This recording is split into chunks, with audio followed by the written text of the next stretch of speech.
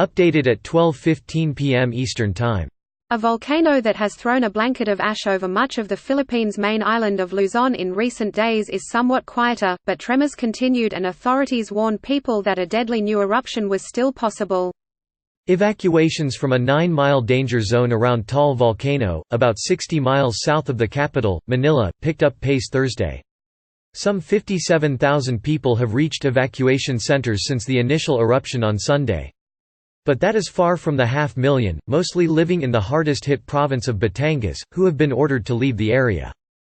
Displaced villages were crammed into some 257 evacuation sites, and officials were struggling to supply their basic needs, including ash masks, portable toilets and bottled water, a provincial disaster response officer told the Associated Press. Visits to government shelters revealed that many evacuees had to sleep on cardboard cartons, rather than mattresses, and at times without blankets.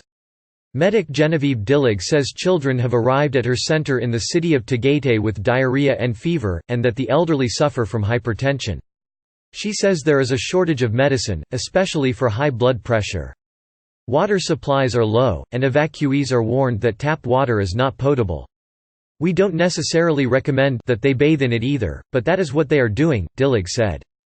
Most of the evacuees are children, and keeping them occupied is a priority for the shelter providers.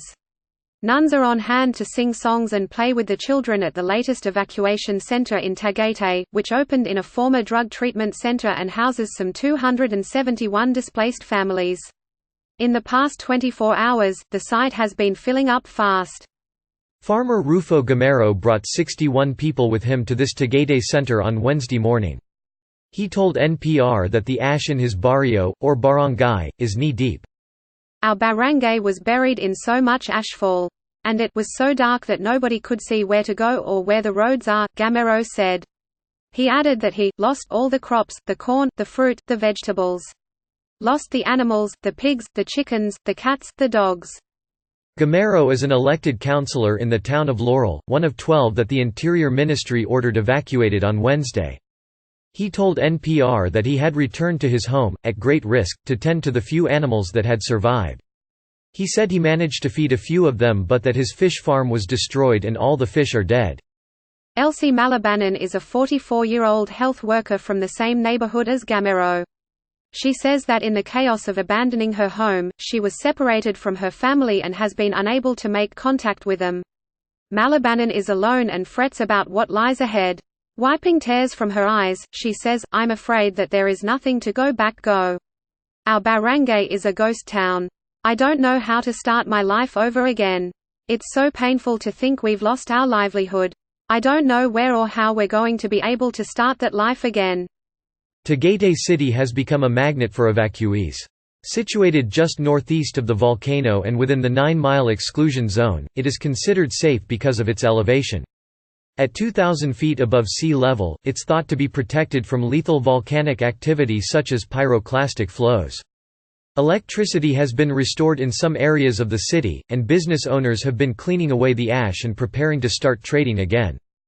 The Philippine Institute of Volcanology and Seismology said there had been nearly 600 volcanic earthquakes, some as strong as magnitude 4, caused by the subterranean movement of magma pushing up from the bowels of Taal Volcano. The Institute's Maria Antonia Bornas, the chief of monitoring and eruption prediction, said the volcano's plume had become a weak emission of ash, but she cautioned that intense seismic activity persisted, making the situation a bit tricky right now. The institute maintained its Level 4 warning, with Level 5 reserved for an ongoing eruption. "We are analyzing what this seeming calm of the volcano means," Bornas told reporters. At this stage, we're not ruling out the possibility of a hazardous eruption yet, but we're also now looking at the possibility that there may be a lull for a considerable period of time, she said, according to Rappler. This could present a dilemma for the people living near the volcano, many of whom have already been evacuated, as well as for the authorities who ordered them to leave. Police and security forces have already had to block roads to prevent villagers from slipping past to check on their belongings, livestock and pets.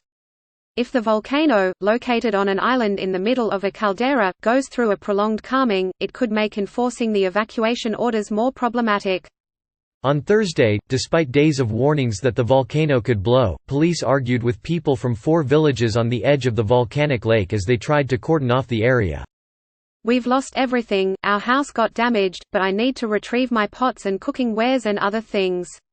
They should not be very, very strict," Erlinda Landico, 59, told the app. Many living on the slopes of the 1,020-foot-tall rely on their animals for survival, and leaving them behind has fostered a sense of helplessness. "We won't have food on our tables if not for them," Jun Despodata, 21, who was using water from the lake to scrub volcanic ash from his horse, told Reuters. The news agency says that about 1,000 horses were among the livestock left behind on the island as people fled, along with cows, goats and pigs. One horse owner wanted to take advantage of the volcano's lull to rescue as many animals as possible, but the Coast Guard, patrolling Tal Lake, rebuffed the village's pleas, Reuters says. José Clyde Yeong, the local disaster management chief for the city of Tagaytay, managed to sound optimistic about the unfolding crisis. "We are just lucky that we experienced this," he told NPR. "It will help us realize that preparing for any event is very important." Tal is one of the smallest but most active volcanoes in the world. It has erupted more than 30 times in the past 500 years, most recently in 1977. An eruption in 1911 killed 1,335 people, and another in 1965 killed an estimated 200.